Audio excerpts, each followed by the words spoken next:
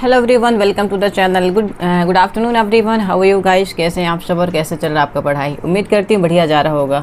Hello दोस्तों, hi, welcome to the channel once again. Good afternoon everyone, कैसे हैं आप सब और कैसे चल रहा है आपका पढ़ाई? Hi Janki madam, hello, welcome to the channel once again. Please वापस जुड़ जाएँ, then we will start the session again. Thank you so much. Hi Rocky Baba, welcome to the channel. Hello everyone, hi Mohammed Maroof ji, live in another video, reply here, join now please। hi Janki, hello hello, welcome to the channel. I think मैं यहाँ पे join हो चुकी हूँ, please join कर लीजिए Janki madam. Hi, welcome to the channel. Hello Janki, hi hi Rahul ji, welcome to the channel. मेरे ख्याल से मैं इसी में लाइव हुई हूँ, प्लीज़ एक बार चेक करिएगा। हेलो दोस्तों, आई होप मेरी आवाज़ आप तक पहुँच रही होगी। क्या हो गया यार ये? आई होप मेरी आवाज़ आप तक पहुँच रही होगी। Hi Janki madam, hello, welcome to the channel. Please join करिएगा। Thank you so much everyone for joining me here.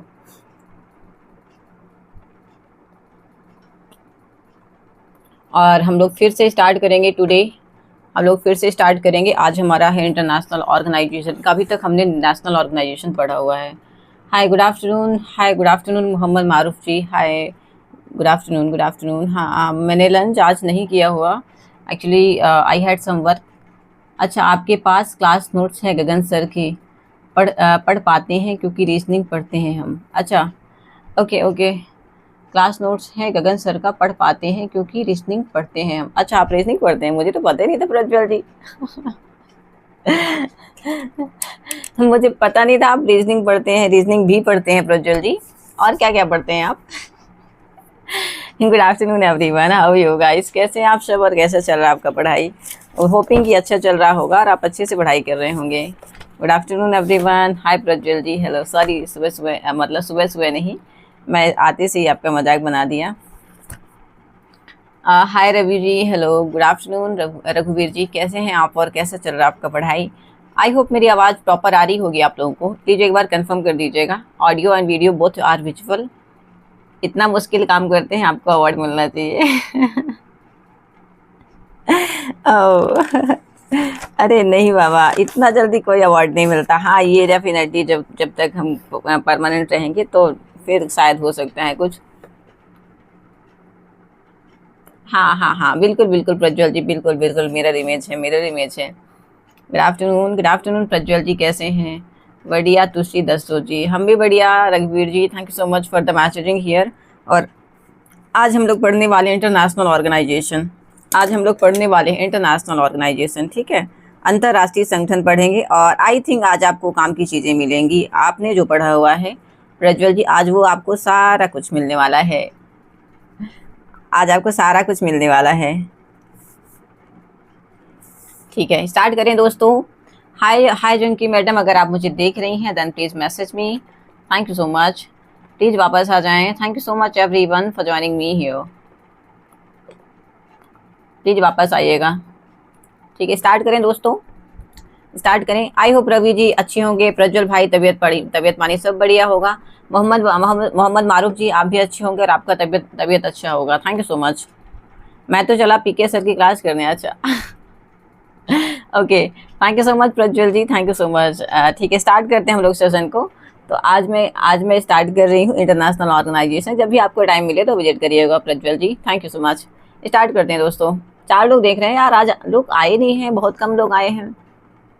At least मैं नहीं कहती बहुत सारे लोग आए, लेकिन एटलीस्ट हमारा 8 का कोटा, 8 या 10 का परमानेंट कोटा है, 8 से 10 का। चाहे वो इसमें हो चाहे वो दूसरे वाले में। क्या मैं वेट करूँ 1-2 मिनट या फिर मैं स्टार्ट करूँ सेशन को? अच्छा, पीके बाबा की जय। हाँ, पीके बाबा की जय, थैंक यू। ये आप अपनी जय बुलवा रहे हो या फिर आपके सर की जय बुलवा रहे हो? मुझे तो कुछ पहला ऑप्शन लग रहा है प्रज्वल जी। ठीक है, स्टार्ट करते हैं दोस्तों। Thank you so much Mohammad Maroof ji and Ravi ji. Start करूँ मैं दोनों? प्लीज़ आप बता दीजिएगा। Thank you so much. ठीक है, अब अगर मैं बात करूँ यहाँ पे इंटरनेशनल ऑर्गेनाइजेशन का, इंटरनेशनल ऑर्गेनाइजेशन की अगर मैं बात करूँ तो सबसे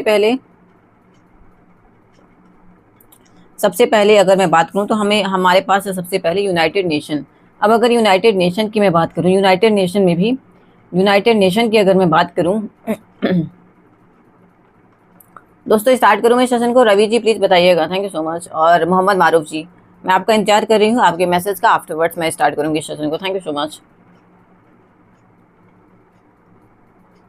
एक बार कंफर्म कर दीजिए, उसके बाद मैं स्टार्ट करती हूँ सेशन को। Thank you.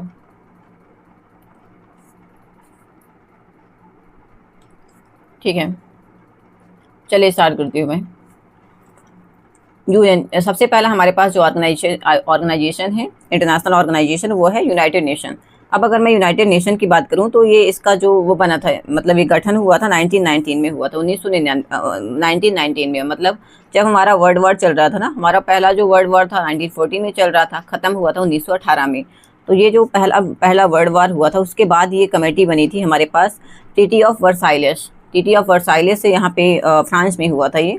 यहाँ से गठन हुआ था कि यूनाइटेड नेशन का गठन होगा, यूनाइटेड नेशन का निर्माण होगा यहाँ पे 1919 में।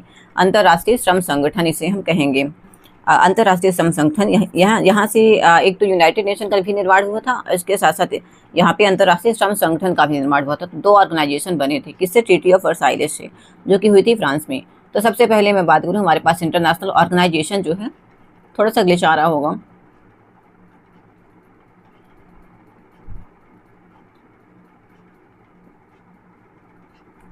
हेलो दोस्तों, आई थिंक थोड़ा सा ग्लिच हुआ होगा। तो हम सबसे पहले बात करें, अगर मैं बात करूं, हमारे पास है UN, United nation. United nation का गठन हुआ था 1919 में। पहला वर्ल्ड वॉर जो हुआ था 1914 से स्टार्ट हुआ था और 1918 में एंड हुआ था। 1914 से स्टार्ट हुआ था और 1918 में एंड हुआ था।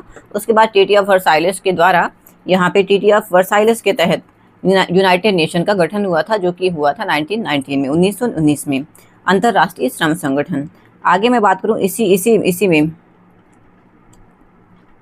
आगे मैं बात करूं, हमारे पास संयुक्त राष्ट्र सम्मेलन जो अंतर्राष्ट्रीय संगठन हुआ था 1945 में हुआ था। अब फिर दूसरा जो हमारा, ये माने नहीं ट्रीटी ऑफ वर्साइलेस को, फिर उन्होंने माना नहीं। जब हमारा गठन हो गया 1919 में, संयुक्त राष्ट्र संगठन का गठन हो गया, यूनाइटेड नेशन का गठन हो गया।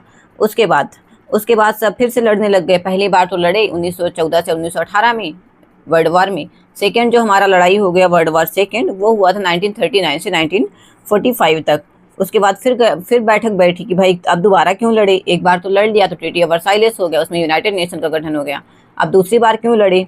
तो यहाँ पे वर्ल्ड वॉर जो 2 था 1939 से 1945 तक, इसमें फिर से यहाँ पे कमेटी बैठी, और ये कमेटी जो बैठी थी वो सैन फ्रांसिस्को में बैठी थी। और इसके बाद यहाँ पे अंतर्राष्ट्रीय श्रम संगठन का निर्माण हुआ, इंटरनेशनल लेबर ऑर्गेनाइजेशन का निर्माण हुआ था, ILO का, ठीक है, संयुक्त राष्ट्र सम्मेलन में 1945 में। फिर यहाँ पे ILO के अकॉर्डिंग यहाँ पे 51 देशों ने सिग्नेचर किए थे, 51 कंट्रीज ने यहाँ पे सिग्नेचर किए थे। तो जब स्टार्टिंग में 1945 में जब बना था तो 50 देशों ने सिग्नेचर किए थे, और उसके साथ पोलैंड में बाद में सिग्नेचर किया था। पोलैंड वहाँ पे पहुँच नहीं पाया था। तो बाद में अक्टूबर 1945 में 51 कंट्रीज हो गई थी, इंक्लूडिंग पोलैंड, ठीक है।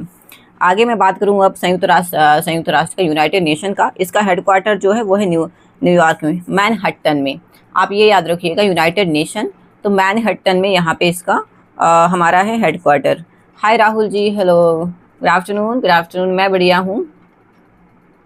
हाँ जी सुमित जी, जी बिल्कुल। आप कैसे हैं Rahul ji? Hello Sumit ji, welcome to the channel, thank you so much for the messaging here. Rahul ji मैं बढ़िया हूँ, ठीक है। सुमित जी, इंडिया ने 30 अक्टूबर 1945 को UN ज्वाइन किया था। हाँ जी बिल्कुल, अक्टूबर में ज्वाइन किया था। और अक्टूबर 1945 में ही, अक्टूबर 45 में ही 1945 में यहाँ पे पोलैंड जो था, पोलैंड ने भी ज्वाइन किया था साथ में ही, मतलब बाद में उसने ज्वाइन किया था। 50 कंट्री ने ज्वाइन कर लिया था पहले, उसके बाद जो पोलैंड इकलौता ऐसा कंट्री था उसने बाद में सिग्नेचर किया था, ठीक है। ओके, पहलगाम टेरर अटैक के बारे में क्या कहना है आपका? ये तो बहुत बुरी घटना है, इनफैक्ट ऐसा होना नहीं चाहिए, बहुत दुखद घटना है ये, और इतने सारे लोगों की डेथ हो गई है। हाँ जी ICJ, हाँ एग्जैक्टली ICJ का जो है हेडक्वार्टर वो हेग रहेगा, और द हेग रहेगा नीदरलैंड में, ठीक है। आज थोड़ा बिजी हूँ पूजा का सामान लाने में, कल घर। ओके, ठीक है Rahul ji, do your work, thank you so much, ठीक है। तो हम बात कर रहे थे UN की, इसका जो हेडक्वार्टर है वो है न्यूयॉर्क, मैनहट्टन में। और अगर मैं लोगों की बात करूँ तो इसमें एक ग्लोब है और ऑलिव ब्रांचेस है, ग्लोब के साथ ऑलिव ब्रांचेस यहाँ पे कवर्ड हैं। आगे मैं बात करूँ, इसका जो नाम दिया था वो दिया था फ्रैंकलिन रूजवेल्ट ने। प्रज्वल जी, पहलगाम जैसा अटैक ना हो, ऐसा मतलब कि बहुत दुखद घटना है ये। Condolences to that those family जो सफ़र कर रही हैं और कई सारे लोगों की जानें चली गई। सो कंडोलेंसेस टू देम। ठीक है राहुल जी, अभी अभी चल रहा है हमारा इंटरनेशनल ऑर्गेनाइजेशन, मैंने जस्ट अभी स्टार्ट किया है। सबसे पहला हमारा यूएन ही है, वही चल रहा है। अब आगे मैं बात करूँ नामकरण की, तो इसका जो नाम दिया था वो था फ्रैंकलिन रूजवेल्ट ने दिया था। फ्रैंकलिन रूजवेल्ट ने दिया था और ये उस टाइम पे यूएस के प्रेसिडेंट थे। महासचिव जो थे पीएम एंटोनियो गुटेरस थे। एंटोनियो गुटेरस थे जो कि पुर्तगाल के पीएम रहे हैं। हाँ हाँ हाँ हाँ, एग्जैक्टली आप वीपो वगैरह का भी वीपो वगैरह का भी हेडक्वार्टर ना जिनेवा, हाँ वो तो जिनेवा में है। ठीक है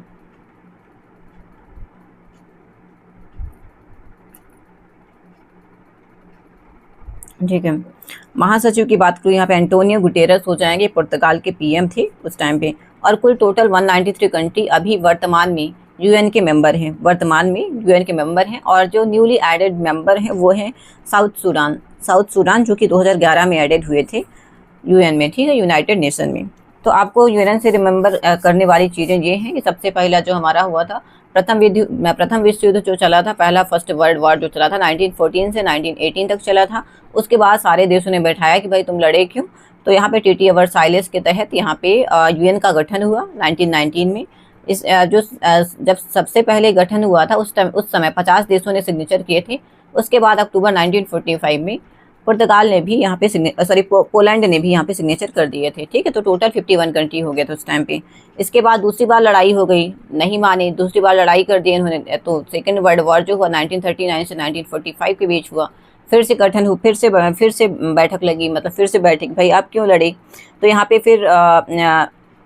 फिर एक चार्टर एक्ट यूएन कॉन्फ्रेंस हुआ था। और चार्टर एक्ट के द्वारा यहाँ पे सैन फ्रांसिस्को में इंटरनेशनल ऑर्गेनाइजेशन 1945 का गठन हुआ था। ठीक है, और उसके बाद यहाँ पे उस समय पे 50 देशों ने हस्ताक्षर कर लिए थे। अच्छा सॉरी हाँ, उस समय 50 देशों ने हस्ताक्षर किए थे, एक और थे एक्स्ट्रा, पोलैंड। ठीक है, और अभी वर्तमान की बात करूँ तो यूएन में 193 कंट्री यहाँ पे मेंबर है। Newly added member is South Sudan 2011 में 193। हाँ राहुल जी यहाँ पे लिख रहे हैं 5 काउंसिल का हेडक्वार्टर न्यूयॉर्क में है। ठीक है, फॉर्मर प्रेसिडेंट है। हाँ, फॉर्मर यूएस प्रेसिडेंट हो जाएंगे, यूएस आईएस नहीं, यूएस हो जाएंगे सुमित जी। सेक्रेटरी जनरल, हाँ बिल्कुल यहाँ पे एंटोनियो गुटेरस हो जाएंगे, पुर्तगाल के थे और ये पीएम थे उस समय के। टोटल कंट्रीज हैं 193 एंड 193 कंट्रीज साउथ सूडान इन 14 जुलाई 2011 में लास्ट एडेड कंट्री थी। अभी वर्तमान की जो एडेड कंपनी है, या फिर मैं बोलूँ लेटेस्ट एडेड जो वो है, लेटेस्ट एडेड कंट्री जो है वो हमारा है साउथ सूडान 11 जुलाई 2011। आगे मैं बात करूँ यहाँ पे कंपोनेंट्स की, तो टोटल हमारे पास 6 कंपोनेंट हैं। संयुक्त राष्ट्र के 6 कंपोनेंट हैं। यूएन पहला हो जाएगा हमारे पास यूएन जनरल असेंबली है, पहला है हमारे पास। हाँ, कंपोनेंट ऑफ यूएन, सबसे बड़ी लैंग्वेज ऑफ नेशन की फेलियर होने उसका मेंबर्स नहीं बन पाया। ओके, सबसे बड़ी लीग ऑफ नेशन की फेलियर होने की है कि उसका मेंबर नहीं बन पाया है। ओके, ठीक है सुमित जी, आगे हम बढ़ेंगे। संयुक्त राष्ट्र के गठक की बात करूँ, कंपोनेंट की बात करूँ, हमारे पास टोटल 6 कंपोनेंट हैं। सबसे पहला हो जाएगा हमारे पास यूएन जनरल असेंबली। अभी जो यूएन जनरल असेंबली होता है तो यहाँ पे सारे जितने भी यूएन के मेंबर हैं ना, सबके सिग्नेचर हैं, इसमें सबके सिग्नेचर हैं। सेकेंड नंबर की मैं बात करूँ यहाँ पे तो यूएन सिक्योरिटी काउंसिल हो जाएगा। तो सबसे पहला हमारा हो जाएगा जनरल असेंबली, जिसमें सब मीटिंग वगैरह होता है, जनरल असेंबली काइंड ऑफ। और दूसरा है हमारे पास security council, United Nation security council. यहाँ पे सब सिग्नेचर वो करते हैं, मतलब सिक्योरिटी देखते हैं सारे लोग। तो इसमें टोटल है सिक्योरिटी काउंसिल में टोटल 15 मेंबर हैं, 15 मेंबर हैं। और अगर मैं बात करूँ यहाँ पे तो इसमें जो परमानेंट मेंबर हैं, इसमें हर 9 साल में गठन होता है इन 15 मेंबर का, हर 9 साल में गठन होता है। और हाँ, हर 9 साल में यहाँ पे गठन होता है यूएन सिक्योरिटी काउंसिल का। आगे मैं बात करूँ तीसरे नंबर का जो है हमारे पास, वो है यूनाइटेड ट्रस्टीशिप काउंसिल हो जाएगा यहाँ पे। अब अगर मैं ट्रस्टीशिप काउंसिल की बात करूँ तो ये तो कैंसिल हो गया था 1 नवंबर 1994 को। ठीक है, 1 नवंबर 1994 को ये कैंसिल कर दिया गया था। हाँ, 15 मेंबर है। हाँ, exactly. UN general assembly signed by all UN members, exactly. और यहीं पे ये जनरल असेंबली काइंड ऑफ होता है, आप कह लें कि कुछ भी होता है तो सारे मेंबर्स को बताया जाता है, इन्फॉर्म किया जाता है कि हम ये रिफॉर्म ला रहे हैं। और दूसरे नंबर पे आ जाएगा हमारे पास सिक्योरिटी काउंसिल। इसमें टोटल 15 मेंबर है, 15 मेंबर है इसमें। और इसके अलावा ये जो 15 मेंबर का गठन होता है ना, इनका गठन होता है वो हर 9 साल में होता है, एवरी 9 ईयर। हाँ, 5 परमानेंट और 10 हार्ड। हाँ। संयुक्त राष्ट्र सभा के 6 अंग थे, महासभा, सुरक्षा परिषद, आर्थिक एवं सामाजिक परिषद, न्याय परिषद, अंतर्राष्ट्रीय न्यायालय एंड सचिवालय। आपने टोटल 4 लिखे हैं, प्रज्वल जी पूरे लिखिए। हाँ, यूएन सेक्रेटरिएट हो जाएगा। हाँ, चौथे नंबर पे जो हमारे पास यूएन सेक्रेटरिएट हो जाएगा। और यूएन सेक्रेटरिएट मतलब संयुक्त राष्ट्र सचिवालय। इसके टोटल मेंबर हैं 6। इसमें टोटल मेंबर रहेंगे 6 मेंबर रहेंगे यूएन सेक्रेटरिएट में, संयुक्त राष्ट्र सचिवालय में। और जो हमारे पास छठे नंबर का है ना, तो वो रहेगा हमारे पास international court of justice. International court of justice, जो कि अभी बताया था सुमित जी ने, आईसीजे। हाँ, 5 स्थायी रहेंगे। हाँ, 5 परमानेंट है, 10 टेम्परेरी रहेंगे। ठीक है। और वो जो परमानेंट वाले हैं उनका गठन तो नहीं होगा, वो परमानेंट ही है। बाकी हमारे पास जो बाकी रहेंगे 10 मेंबर, उनका हर 9 साल में गठन होता है, एवरी 9 ईयर। और ये जो है ना यूएन सिक्योरिटी काउंसिल, ये बेस्ड ऑन द होग के अकॉर्डिंग यहाँ पे ये बेस्ड है नीदरलैंड के अकॉर्डिंग। नीदरलैंड में जो है द होग, इसका हेडक्वार्टर नीदरलैंड में है, द होग से हो जाएगा आईसीजे। ठीक है। Hi Gagan ji, hello, welcome to the channel once again. ठीक है, तो अब हम एक बार मैं समराइज कर देती हूँ। हमारे पास जो 6 कंपोनेंट है, सबसे पहला तो हो जाएगा general assembly, UN general assembly. Second number पे हो जाएगा हमारे पास यूएन सिक्योरिटी काउंसिल, जिसमें से 15 मेंबर हैं, 5 मेंबर का परमानेंट, 10 मेंबर टेम्परेरी। जो 10 मेंबर का गठन होता है एवरी 9 ईयर में होता है। और ये कौन करता है, तो यहाँ पे आईसीजे करेगा, जिसका हेडक्वार्टर हमारा द होग में, नीदरलैंड में। ठीक है। तीसरे नंबर की बात करें, यहाँ पे UN economic and social council हो जाएगा। इकोनॉमिक एंड सोशल काउंसिल हो जाएगा, यहाँ पे आर्थिक और सामाजिक परिषद हो जाएगा तीसरे नंबर पे। चौथे नंबर की बात करूँ, यहाँ पे यूनाइटेड ट्रस्टीशिप काउंसिल हो जाएगा। अब ये चौथे नंबर का जो यूनाइटेड ट्रस्टीशिप काउंसिल है ना, इसे ख़त्म कर दिया गया है। क्यों ख़त्म कर दिया गया है? ये इसलिए था, ये यूनाइटेड इसलिए था क्योंकि जो भी कंट्री गुलाम कंट्री है, जैसे हमारा इंडिया गुलाम था ब्रिटिशर्स के, तो ब्रिटिशर्स ने कई सारे कॉन्टिनेंट को गुलाम बना के रखा था। तो यहाँ पे 1994 में जो लास्ट कंट्री था वो भी आज़ाद हो गया था, पलाऊ जो लास्ट कंट्री था वो आज़ाद हो गया था। तो जब वो आज़ाद हो गया तो फिर इसका कोई काम ही नहीं बचा यूनियन ट्रस्टीशिप काउंसिल का, है ना। तो 1 नवंबर 1994 से इसको रद्द कर दिया गया, इसे कैंसिल कर दिया गया यूनियन ट्रस्टीशिप काउंसिल को। 5वें नंबर की बात करूँ, यहाँ पे यूएन सेक्रेटरिएट हो जाएगा, जो कि इसमें 6 मेंबर हैं। आगे मैं बात करूँ, इंटरनेशनल कोर्ट ऑफ जस्टिस 6ठे नंबर का है। और ये इसे हम कह सकते हैं कि ये सक्सेसर ऑफ पीसीआईजी है। पीसीआईजी इट मीन्स कि यहाँ पे ये जो हमारा द होग वाला है पीसीआईजी, इसका ये सक्सेसर है। अब मैं आप लोग के कमेंट लेती हूँ। गगन जी hi, welcome to the channel. उनके पास वीटो पावर होता है। हाँ जी, बिल्कुल वीटो पावर होता है, एग्जैक्टली 5 सदस्य को वीटो पावर होती है। F1 रेश आप याद कर सकते हैं, फार्मूला रेश याद कर सकते हैं, या फिर फ्रेश भी याद कर सकते हैं। हाँ, F से हो जाएगा हमारे पास फ्रांस, R से हो जाएगा रसिया, A से अमेरिका, C से चाइना और E से इंग्लैंड। इंडिया भी बनने का कोशिश कर रहा है कि मैं इसका स्थायी मेंबर बन जाऊँ, परमानेंट, बट चाइना अड़ंगा लगा रहा है, क्योंकि चाइना चाहता है कि पाकिस्तान भी आ जाए इसमें। हाँ, ठीक है। 2010 में सुमित जी कहते हैं 2010 में यूनाइटेड नेशन में उसके ऑफिशियल लैंग्वेज डे मनाने की पहल की गई थी। आज इंग्लिश लैंग्वेज डे और स्पेनिश लैंग्वेज डे है। आज today is the English language day and Spanish language day today. Please इसे कंफर्म करिएगा। Rahul ji, India has been elected to non permanent seats 8 times with the most recent being 21-22। ठीक है। वर्तमान महासचिव हैं संतोनियो म्यूटर्स, पुर्तगाल से हैं। ठीक है। हाय चेतन जी, हेलो। आर्मी हवलदार की बता दो, क्या बताना है Chetan ji? Welcome to the channel, thank you so much. Sumit ji 23 April को English language day, Spanish language day है। ओके। तो happy everyone, happy English language day and happy Spanish language day everyone. Thank you so much. ये मुझे नहीं पता था Sumit ji, thank you so much, thank you ये बताने के लिए। ठीक है। अब अगर मैं आगे बात करूँ संयुक्त राष्ट्र सुरक्षा परिषद की, चेतन जी प्लीज़ आप कंफर्म करिएगा, आपको क्या पूछना है हवलदार के लिए, आर्मी हवलदार के लिए क्या जानना है। राष्ट्रीय सुरक्षा परिषद की बात करूँ, हमारा परमानेंट मेंबर जो है वहाँ पे 5 हैं और टेम्परेरी जो रहेंगे वो 10। अब अगर फ्रांस जो है फ्रेश है, या फिर F1 फार्मूला रेश, F से हो जाएगा फ्रांस, R से हो जाएगा रसिया, ए से हो जाएगा अमेरिका, फिर है FRA, सी से हो जाएगा चाइना और ई से हो जाएगा इंग्लैंड। ठीक है। अब अगर मैं बात करूँ यहाँ पे भारत जो है इंडिया 8 बार टेम्परेरी मेंबर बन चुका है, किसका? यूनाइटेड नेशन का।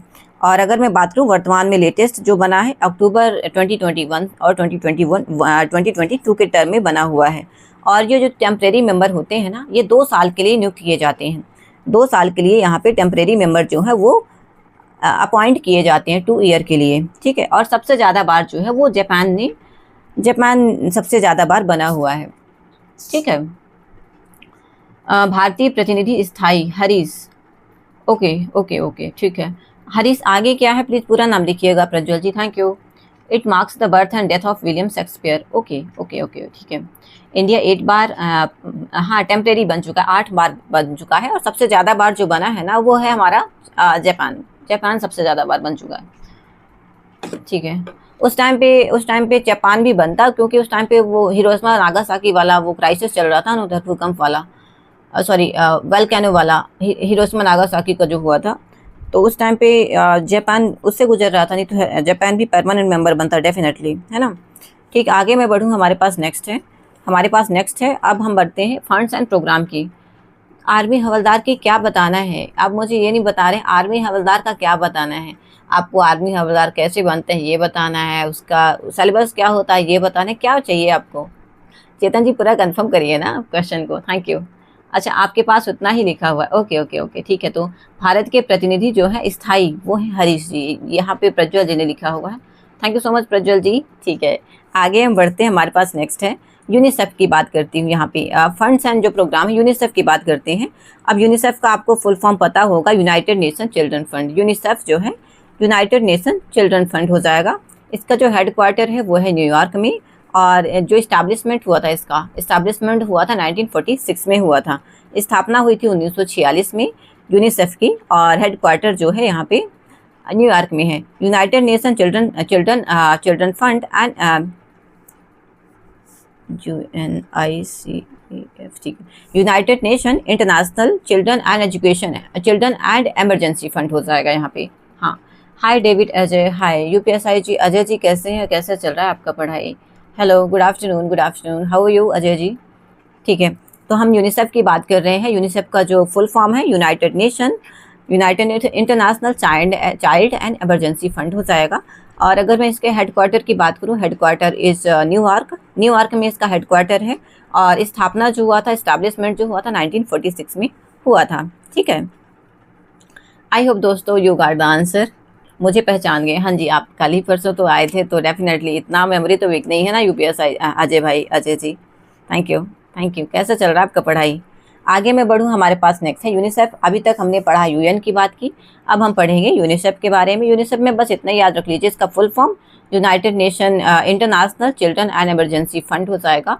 हेडक्वार्टर जो है न्यूयॉर्क में है, और इस्टेब्लिशमेंट जो हुआ था 1946 में हुआ था, 1946 में। Hello Bhushan ji, good afternoon.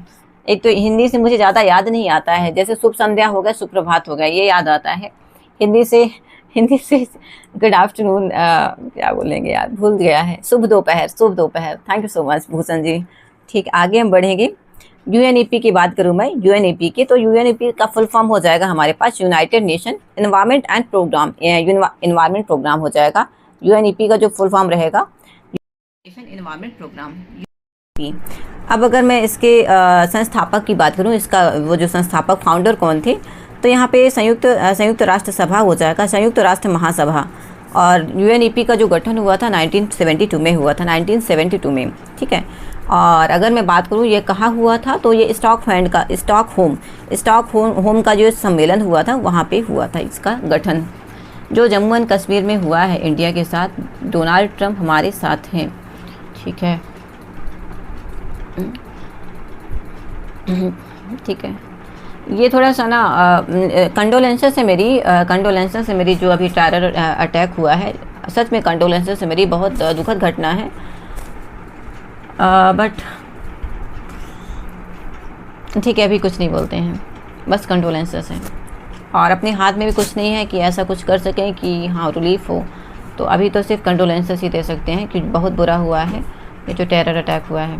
ठीक है, आगे बढ़ते हैं हम। यूनिसेफ की बात कर रही थी मैं। यूनिसेफ हो गया हमारा UNEP, संयुक्त राष्ट्र पर्यावरण कार्यक्रम, या फिर यूनाइटेड नेशन एनवायरनमेंट प्रोग्राम। संस्थापक जो थे संयुक्त राष्ट्र महासभा और स्टॉकहोम सम्मेलन में थे। स्टॉकहोम सम्मेलन में इसका गठन हुआ था। फाउंडर 1972 में, 1972 में। ओके, मेरी तरफ से आवाज़ आ रही है? हाँ, एग्जैक्टली। ठीक है, ठीक है। ओके, आगे हम बढ़ेंगे। UNEP की बात करूँ मैं, संयुक्त राष्ट्र पर्यावरण कार्यक्रम, UN एनवायरनमेंट प्रोग्राम। और अगर मैं संस्थापक की बात करूँ, मतलब फाउंडर की बात करूँ, ये फाउंडर थे इसके संयुक्त राष्ट्र महासभा स्टॉकहोम सम्मेलन में। ठीक है, आगे मैं बात करूँ यहाँ पे UNEP और वर्ल्ड मेटेरियोलॉजिकल ऑर्गेनाइजेशन, इन दोनों के सहयोग से बना था IPCC। अब IPCC का फुल फॉर्म जो रहेगा, ये IPCC CA वाला IPCC नहीं है। CA में सेकेंड जो ग्रुप होता है, पहले फाउंडेशन होता है, उसके बाद IPCC पहले होता था, अभी इंटरमीडिएट हो गया है। तो ये IPCC है, international panel on climate change, international panel या फिर ऑन क्लाइमेट चेंज हो जाएगा। हाँ, UNEP world meteorological organisation IPCC, ये दोनों UNEP और विश्व मौसम विज्ञान संगठन वर्ल्ड मेटेरोलॉजिकल ऑर्गेनाइजेशन, ये दोनों मिलाकर बनाते हैं IPCC, जो कि गठन हुआ था 1988 में, 1988 में इसका गठन हुआ था। और अगर मैं बात करूं जो वर्ल्ड मेटेरोलॉजिकल ऑर्गेनाइजेशन है, उसका हेडक्वार्टर हो जाएगा जेनेवा, स्विट्ज़रलैंड में। अलेंद्र जी ने लिखा हुआ है, यूनाइटेड नेशन, विश्व स्वास्थ्य संगठन, अंतर्राष्ट्रीय मुद्रा कोष और विश्व बैंक, विश्व व्यापार संगठन, वर्ल्ड ट्रेड सेंटर। ठीक है, WTO, राष्ट्रीय संयुक्त राष्ट्र शैक्षिक वैज्ञानिक सांस्कृतिक संगठन, यूनेस्को हो जाएगा, इंटरनेशनल लेवल ऑर्गेनाइजेशन। और UNICEF, inter governmental panel on, inter governmental नहीं रहेगा, इंटरनेशनल रहेगा मेरे ख्याल से। राहुल जी प्लीज़ यहाँ पे आप बताइएगा मुझे, क्या इंटर गवर्नमेंटल रहेगा या फिर इंटरनेशनल रहेगा? यूरोपियन EU रहेगा, यूरोपियन यूनियन है, दक्षिण एशियाई क्षेत्रीय संघ सार्क हो जाएगा, इंटरनेशनल क्रिमिनल कोर्ट हो जाएगा ICC, नाटो हो जाएगा और एशियान हो जाएगा। ठीक है, development bank ADB, international energy agency G20, G7, OPEC and BRICS. ठीक है, ब्राज़ील, रशिया,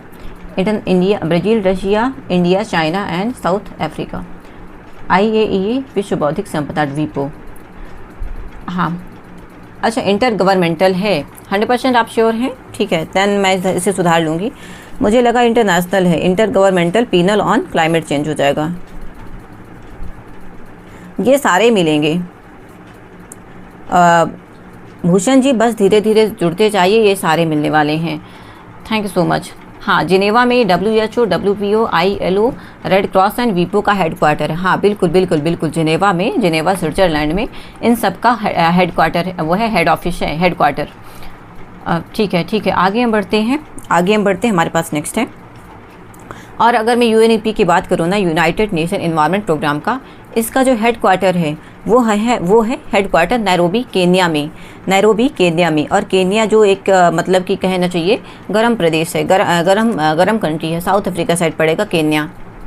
ठीक है, host 9 multilateral environment agreement. Okay, ठीक है। और अगर मैं बात करूँ, इसका भी हेडक्वार्टर जेनेवा में ही है। IPCC का हेडक्वार्टर भी सॉरी IPCC का नहीं, वर्ल्ड मेटीरियोलॉजिकल ऑर्गेनाइजेशन, मतलब विश्व मौसम विज्ञान संस्थान। ये तो इतना बड़ा वर्ड है ना, ट्विस्ट हो जाता है टंग। इसका जो हेडक्वार्टर है वो है जेनेवा, स्विट्ज़रलैंड में। ठीक है।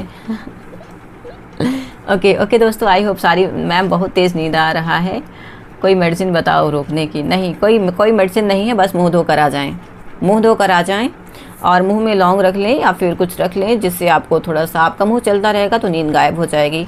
मारूफ ji, thank you so much. Okay,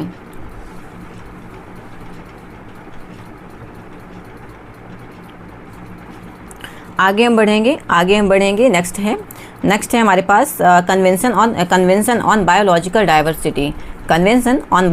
diversity, जो कि हमारा हो जाएगा यहाँ पे CBD हो जाएगा, कन्वेंशन ऑन बायोलॉजिकल डाइवर्सिटी। इसमें आगे मैं बात करूँ, इसका जो हुआ था रियो शिखर सम्मेलन में इसका गठन हुआ था, convention on biological diversity CBD, ठीक है। और अगर मैं बात करूँ रियो शिखर सम्मेलन में इसका गठन हुआ था 1992 में। अब अगर मैं इसमें बात करूँ, इसमें 2 चीज़ों पर बात की जाती है। एक तो सबसे पहला हो जाएगा आनुवांशिक संसाधनों और ख़तरनाक रसायन तक पहुँच, और मतलब नागोया और कार्टिजोना पर यहाँ पे बात की जाती है। हेलो AG, हाय, आज कौन सा टॉपिक है? AG सर, आज टॉपिक है हमारा international organization. Hello Janki madam, hi, कैसी हैं? यहाँ पर कैसे जा रहा है आपका सेशन? टेंशन लेना चालू करो भाई, ठीक है, ठीक है। Hi Janki madam, hello. Mohammed Monish, मैं बढ़िया हूँ, आप कैसे हैं? Thank you so much for the messaging here. Convention on biological diversity CBD हो जाएगा इन रियो समिट 1992 में इसका गठन हुआ था। रियो समिट में नागोया एंड इसके साथ साथ कार्टिजेना एंड नागोया, बस इतना याद रख लीजिएगा। जो CBD है उसका गठन हुआ था रियो समिट में, और इसमें नागोया एंड कार्टिजोना है, ठीक है। AG भाई वेलकम है आपका बहुत दिनों से, thank you so much for the message here, daily आया करिए, थैंक यू, ठीक है। हेल्थ को सही रखिए, आगे बढ़ते हैं हम। भूषण जी बढ़ते हैं। पता है आप दूसरा टॉपिक पढ़ रहे हैं और मैं दूसरा टॉपिक पढ़ा रही हूँ, ऐसे में कॉन्फ्लिक्ट होगा।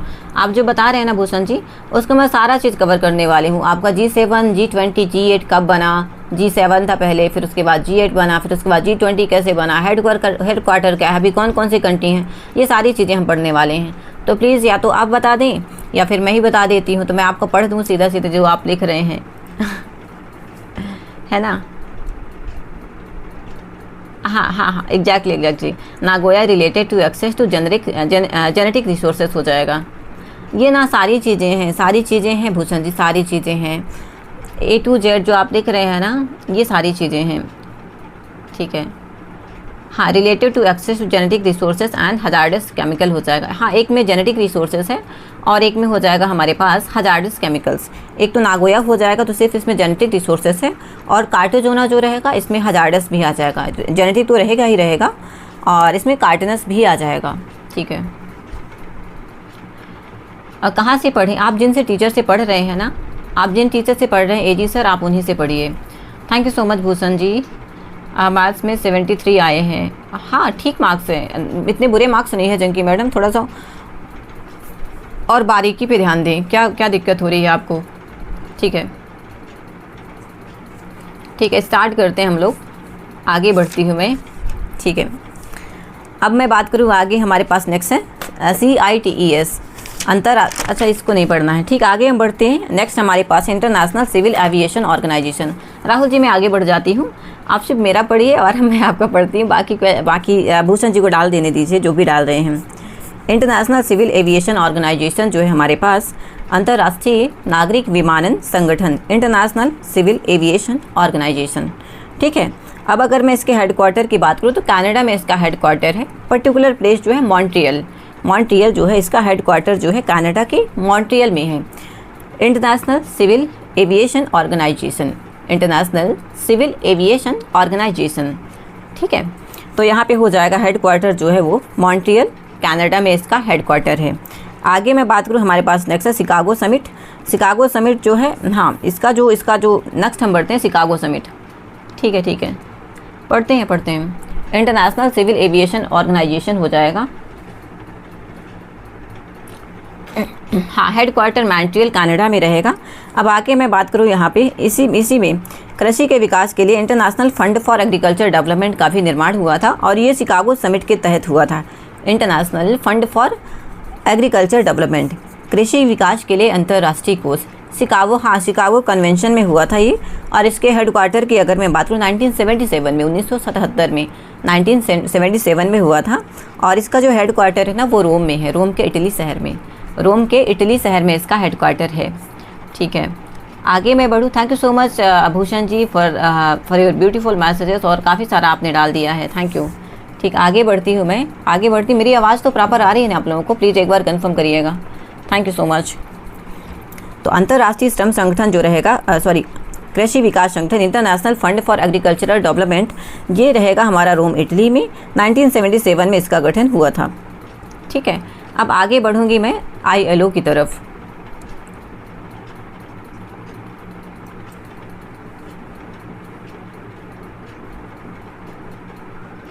मेरी आवाज़ नहीं सुनाई दे रही है। प्लीज़ एक बार कंफर्म करिएगा, क्या मेरी आवाज़ आ रही है आप लोगों को? आनी तो चाहिए मेरे ख्याल से। प्लीज़ एक बार कंफर्म करिएगा, क्या मेरी आवाज़ आ रही है? मेरी आवाज़ नहीं सुनाई दे रही है। आ रही है मेरी आवाज़। ठीक, अच्छा मजाक किया है, ठीक है। आगे बढ़ते हैं हम।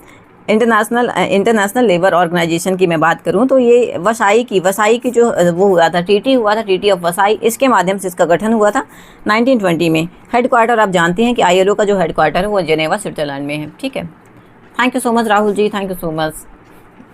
ठीक, आगे हम बढ़ते हैं। नेक्स्ट हमारे पास जो है अभी तक हमने 4 या 5 कितने ऑर्गेनाइजेशन पढ़ ली। एक तो सबसे पहला हमने यूएन पढ़ लिया, यूनाइटेड नेशन। उसके बाद हमने यूनिसेफ पढ़ लिया, फिर यूएनईपी पढ़ा हमने, और इसके अलावा हमने पढ़ा CBD, convention on biological diversion. और फिर हम बढ़ रहे हैं छठे की तरफ, इंटरनेशनल सिविल ऑर्गेनाइजेशन और सिविल एविएशन ऑर्गेनाइजेशन। और हमारा है next ILO, international labour organisation. Headquarter जो है जेनेवा स्विट्जरलैंड में है। ठीक है, इसके बारे में ज़्यादा नहीं बोलूँगी मैं, क्योंकि आप लोगों को ऑलरेडी पता है। Hi Mishra ji, hello, welcome to the channel. Mishra ji कैसे हैं? इंटरनेशनल मॉनेटरी फंड, करेंसी, हाँ, SDR, special drawing rights, exactly IMF जो रहेगा। और हमारा जो कंट्री पहली बार उसने कब आईएमएफ से हेल्प लेनी स्टार्ट करी थी, प्लीज़ बताइएगा, कौन सी पंचवर्षीय योजना में, विच 5 ईयर प्लान यहाँ पे आईएमएफ से हमने हेल्प लिया हुआ था इंटरनेशनल मॉनेटरी फंड से, एसडीआर के तहत, स्पेशल ड्राइंग राइट्स के तहत। और अगर आप लोग जानते होंगे जो एसडीआर है ना, इसे हम कहते हैं पेपर गोल्ड के नाम से इसे हम जानते हैं। एसडीआर जो है इसे हम पेपर गोल्ड के नाम से जानेंगे। Hello Mishra ji, hi, welcome to the channel. ठीक है, आईएमएफ एंड वर्ल्ड बैंक, हाँ, ब्रिटेन वुड्स कॉन्फ्रेंस के तहत हुआ था, एग्जैक्टली 1944 में, और इस्टेब्लिश हुआ था 1995 में। ठीक है, बोथ इस्टेब्लिश हुए थे 1995 में। अब अगर मैं बात करूँ यहाँ पे हमारा कंट्री जो था, उसने इंडिया ने कब आईएमएफ से हेल्प लेनी स्टार्ट करी थी स्पेशल ड्राइंग राइट्स के तहत, किस पंचवर्षीय योजना में? अगर आप लोगों को पता है तो बताइएगा please. Thank you so much. अब अगर मैं बात करूँ अंतर्राष्ट्रीय मुद्रा कोष की, इंटरनेशनल मॉनेटरी फंड की, तो इसमें एसडीआर होता है, स्पेशल ड्राइंग राइट्स, मतलब विशेष आहरण का अधिकार होता है यहाँ पे। और ये इसका जो गठन हुआ था ना, ब्रिटेन वुड्स कन्वेंशन में हुआ था 1944 में, यूएसए में। और दोनों का इस्टेब्लिशमेंट जो हुआ था, आईएमएफ का और वर्ल्ड बैंक का, इन दोनों का जो गठन हुआ था ना, इस्टेब्लिशमेंट, मतलब ये दोनों की संस्थाएं जो बनी थी वो बनी थी 1995 में। Thank you so much Rahul ji. IMF and world bank, Bretton Woods conference 1944, both established in 1995। हाँ, treaty of Versailles 1919, united nation charter 1945। अच्छा, ठीक है। हाँ, 8th 5 ईयर प्लान, हाँ बिल्कुल 8th 5 ईयर प्लान के तहत, यहाँ पे 8th 5 ईयर प्लान के तहत सबसे पहली बार यहाँ पे लेना स्टार्ट कर दिया था विशेष ड्राइंग राइट्स। मिश्रा क्रिएशन जी, इंटरनेशनल ऑर्गेनाइजेशन, अंतर्राष्ट्रीय संगठन की हम बात कर रहे हैं। और अभी हम बात कर रहे हैं अंतर्राष्ट्रीय मुद्रा कोष और विश्व बैंक की। अंतर्राष्ट्रीय मुद्रा कोष मतलब इंटरनेशनल मॉनेटरी फंड की अगर मैं बात करूं तो हमारा स्पेशल ड्राइंग राइट्स का अधिकार होता है, विशेष आहरण का अधिकार होता है इसमें। और इन दोनों का मतलब आईएमएफ और वर्ल्ड बैंक का, इन दोनों का गठन जो हुआ था 1944 में ब्रिटेन वुड्स सम्मेलन में, यहाँ पे इन दोनों का, ब्रिटेन वुड्स कॉन्फ्रेंस में ये दोनों का निर्माण हुआ था। और जो गठन की बात करूँ, इस्टेब्लिशमेंट की बात करूँ, तो 1995 में हुआ था, दोनों का गठन एक साथ हुआ था। अब अगर आगे मैं बढ़ूँगी, हाँ, 1992 से 1997, हाँ आप कह सकते हो, बट 8th 5 ईयर प्लान में, हाँ बिल्कुल 1992 से 1997 में, बिल्कुल ठीक है। वर्ल्ड बैंक में टोटल हमारे पास पाँच ऑर्गेनाइजेशन हो जाएंगे, कॉम्बिनेशन है यहाँ पे वर्ल्ड बैंक में, 5 कॉम्बिनेशन है, 5 ऑर्गेनाइजेशन का, 5 ऑर्गेनाइजेशन का कॉम्बिनेशन है वर्ल्ड बैंक। और इसके हेडक्वार्टर की बात करूँ तो वाशिंगटन डीसी में है। अलेंद्र जी पता है क्या बात हो रही है? आप जो डाल रहे हैं ना, अगर मैं आपका पढ़ूंगी तो फिर मैं आप अपना ड्रॉप कर दूँ या फिर मैं आपका पढ़ लूँ, एक चीज़ हो सकती है। तो प्लीज़ आप अभी मत डालिए, क्योंकि जो ऊपर मैसेज चले जाते हैं तो वो फिर मैं बाद में देख नहीं पाती हूँ। जैसे मैं टाइम आगे बढ़ती जाऊँगी तो मैं देख नहीं पाऊँगी। तो मैं आपको मैं प्रॉपर 10-15 मिनट का टाइम दे दूँगी, 10 मिनट का टाइम दे दूँगी। आई थिंक 10 मिनट में आपका मेरे ख्याल से हो जाएगा, तो आप प्लीज़ दे देना। तो उसमें क्या है, सारी चीज़ें मैं पढ़ते जाऊँगी तो मेरे को भी नॉलेज हो जाएगा और मेरा भी क्लास नहीं होगा, यहाँ पे चीज़ें डिस्टर्ब नहीं होगी, और आप भी अभी जो मैं पढ़ा रही हूँ तो आप वो पढ़ लेंगे, या फिर आप डाल दो तो मैं आपका पढ़ लेती हूँ, फिर मैं अपना पढ़ाती हूँ, तो ऐसे में क्लास नहीं होगा। प्लीज़ ट्राई टू अंडरस्टैंड, अगर आप मुझे सुन रहे हैं तो थैंक यू। हाँ, इंटरनेशनल मैरीटाइम ऑर्गेनाइजेशन हेडक्वार्टर जो रहेगा लंदन यूके में रहेगा, इंटरनेशनल मैरीटाइम ऑर्गेनाइजेशन। ठीक है, अभी इसको और पढ़ते हैं ना, इसको और पढ़ते हैं राहुल जी, इसको और पढ़ते हैं। WTO एंड IMF की बात कर रही थी मैं। तो अगर मैं बात करूँ यहाँ पे जो हमारा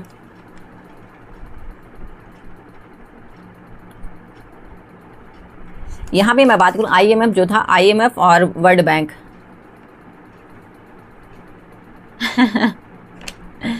हाँ, इंटरनेशनल मॉनेटरी फंड जो था, ये इसे हम ट्रिपल कहते हैं, triple, international monetary fund, world bank, और इसके साथ साथ एक और ऑर्गेनाइजेशन था जिसे हम कहते हैं ITO, इंटरनेशनल ट्रेड ऑर्गेनाइजेशन के नाम से फेमस था। और इसके बाद वो अबॉलिश्ड हो गया था, मतलब इसे हम ख़त्म कर गए, इसे ये ख़त्म हो गया था, इंटरनेशनल ट्रेड ऑर्गेनाइजेशन ये ख़त्म हो गया था। फिर इसके बाद इसे रिप्लेस जो किया था वो गेट ने किया था, GATT, गेट या फिर गैट ने किया था, general agreement on trade and tariff ने, general agreement on trade and tariff ने इसे वो किया था, रिप्लेस किया था। तो यहाँ पे actually IMF, world bank and इसके साथ साथ एक और ऑर्गेनाइजेशन था जिसे हम ट्रिपल ऑर्गेनाइजेशन के नाम से जानते हैं, 3 ऑर्गेनाइजेशन थे। International trade organisation, international trade organisation जो था वो अबॉलिश हो गया था, ITO वो अबॉलिश हो गया था, इंटरनेशनल ट्रेड ऑर्गेनाइजेशन जो था वो अबॉलिश हो गया था, मतलब उसे ख़त्म कर दिया गया था, और उसके प्लेस पे गैट आ गया था, GATT। इसका फुल फॉर्म हो जाएगा general agreement on trade and tariff, general agreement on trade and tariff हो जाएगा। इसमें टोटल मेंबर थे 23 कंट्रीज, टोटल मेंबर थे गैट में 23 कंट्रीज। और उसके बाद गेट का जो इस्टेब्लिशमेंट हुआ था 1948 में हुआ था। और इसके अलावा यहाँ पे मोरक्को एग्रीमेंट के तहत इसका भी मतलब कि उसके बाद गेट इस्टेब्लिश हुआ था 1948 में, और थ्रू किसके हुआ था, तो मराकेश एग्रीमेंट के थ्रू ये इस्टेब्लिश हुआ था 1948 में। नहीं भूषण जी एक्चुअली क्या होता है, दिक्कत ये होती है ना कि जो चैट है आपने डाल दिया, अब वो पीछे चला जाता है, बहुत पीछे चला जाता है, तो मैं पीछे स्क्रॉल नहीं कर सकती हूँ, इसलिए मैंने बोला कि भाई अभी मत डालिए, अभी हम पढ़ लेते हैं, मैं आपका प्रॉपर आपका भी पढ़ूँगी और आप मेरा भी पढ़ लीजिए, तो ऐसे में दोनों का हेल्प हो जाएगी। हाँ, it's replaced by GATT, then उसके बाद WTO आ गया। हाँ, उसके बाद WTO आ गया, वर्ल्ड ट्रेड ऑर्गेनाइजेशन। ठीक है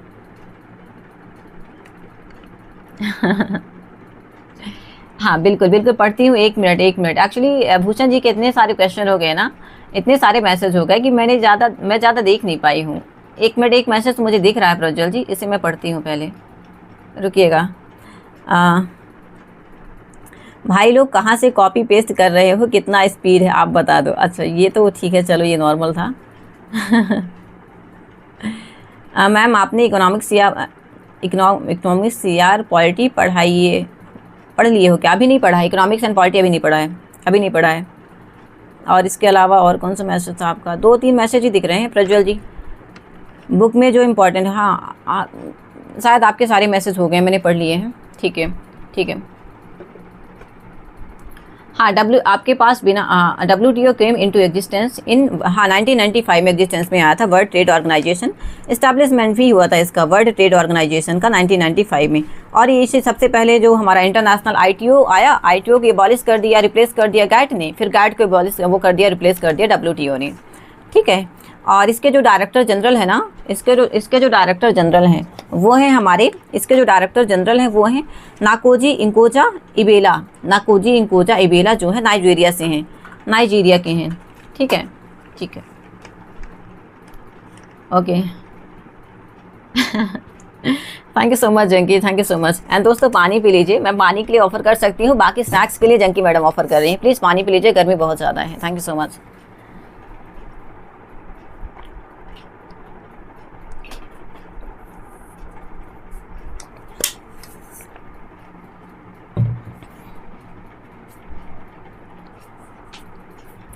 ठीक है, आगे बढ़ती हूँ दोस्तों। आई होप सारी चीज़ें आप लोगों को समझ में आ रही होंगी।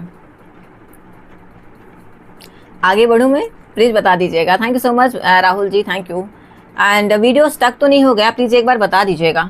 हाँ डॉक्टर नागोजी ओकोंजो इबेला हो जाएगा, इबेला।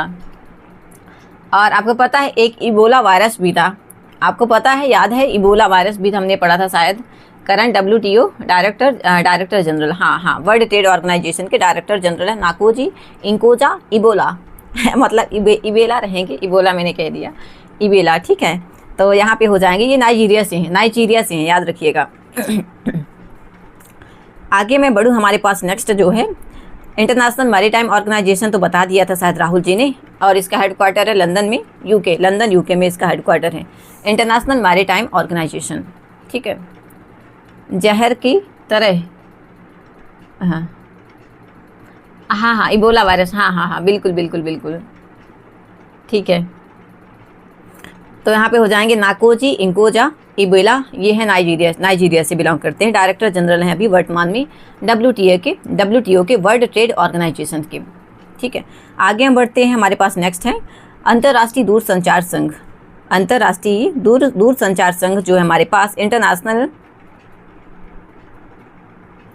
हाँ बाई फ्रूट बैट्स, हाँ बिल्कुल बिल्कुल बिल्कुल सही बोले हैं आपने, सही बोला। इबोला वायरस जो होता है बाई फ्रूट बैट्स होता है, और ये काफ़ी खतरनाक है। वर्ल्ड ट्रेड ऑर्गेनाइजेशन, तो ऐसा याद रख लीजिएगा, जो वर्ल्ड ट्रेड ऑर्गेनाइजेशन के डायरेक्टर जनरल है ना, वो काफ़ी खतरनाक हैं, काफ़ी। इबोला वायरस मतलब कुछ भी करेंगे तो वो बच जाएगा। इंटरपोल बचा हुआ है, अभी आगे पढ़ेंगे, इंटरपोल डेफिनेटली आएगा, आएगा, इंटरपोल भी आएगा प्रज्वल जी। आगे मैं बढ़ूँ दोस्तों, प्लीज़ एक बार कंफर्म करिएगा। Thank you so much everyone for joining me here. Please channel को लाइक शेयर एंड सब्सक्राइब करिएगा। अभी तो हमने पढ़ा ही क्या है, अभी थोड़ा हमने पढ़ा है, 7-8 पढ़े हैं, 7-8 में कंप्लीट नहीं होता ना, बहुत सारे इंटरनेशनल ऑर्गेनाइजेशन है हमारे पास, ठीक है। आगे मैं बढ़ती हूँ, हमारे पास इंटरनेशनल टेलीकम्युनिकेशन यूनियन, हाँ इंटरनेशनल टेलीकम्युनिकेशन यूनियन जो है अंतर्राष्ट्रीय दूरसंचार संघ, इसका जो हेडक्वार्टर रहेगा वो रहेगा हमारा जेनेवा में रहेगा, यहाँ पे हेडक्वार्टर जेनेवा स्विट्जरलैंड में।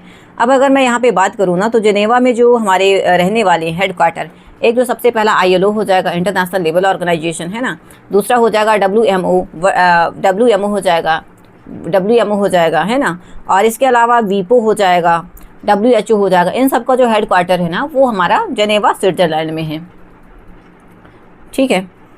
और अगर मैं बात करूँ यहाँ पे इंटरनेशनल टेलीकम्युनिकेशन यूनियन की, तो ये इसका जो गठन हुआ था, इस्टेब्लिशमेंट जो हुआ था 1945, हाँ क्या राहुल जी, इसका आपको पता है टेलीकम्युनिकेशन का गठन कब हुआ था, इस्टेब्लिशमेंट कब हुआ था? अब मैं ईयर की बात कर रही हूँ, क्या आपको पता है? मैंने ईयर नहीं लिखा है यहाँ पे, ईयर लिख ही नहीं पाई, जबकि ईयर इंपॉर्टेंट होता है किसी भी ऑर्गेनाइजेशन का। आगे बात करती हूँ मैं यूनेस्को की, यूनेस्को जो कि वर्ल्ड हेरिटेज साइट भी आप कह सकते हो, वो करता है। UNESCO educational scientific and cultural organisation है, यूनेस्को का full form educational scientific and cultural organisation, UNESCO. इसका जो गठन हुआ था 1945 में हुआ था। इसके अलावा जो इसका हेडक्वार्टर है वो है पेरिस में, फ्रांस में इसका हेडक्वार्टर यूनेस्को का। हाँ जेनेवा में है UN office, ILO, WTO, WHO, वीपो, और इसके साथ साथ वीपो हो जाएगा, इसके साथ साथ यहाँ पे वो भी हो जाएगा, क्या बोलते हैं, WHO लिखा है ना आपने, हाँ वीपो भी हो जाएगा, प्लीज़ वो करिएगा। 1865, thank you so much Bhushan ji, 1865 में हुआ था टेलीकम्युनिकेशन का गठन, ठीक है। इंटरनेशनल टेलीकम्युनिकेशन यूनियन का जो गठन हुआ था, इस्टेब्लिशमेंट की बात करूँ यहाँ पे, क्या 1865 में हुआ था भूषण जी? प्लीज़ एक बार बताइएगा, थैंक यू, ठीक है। आगे मैं बढ़ूँ, हमारे पास नेक्स्ट है यूनेस्को का हो जाएगा full form educational scientific and cultural organisation. 17th में 1865, थैंक यू सो मच दोस्तों, थैंक यू सो मच।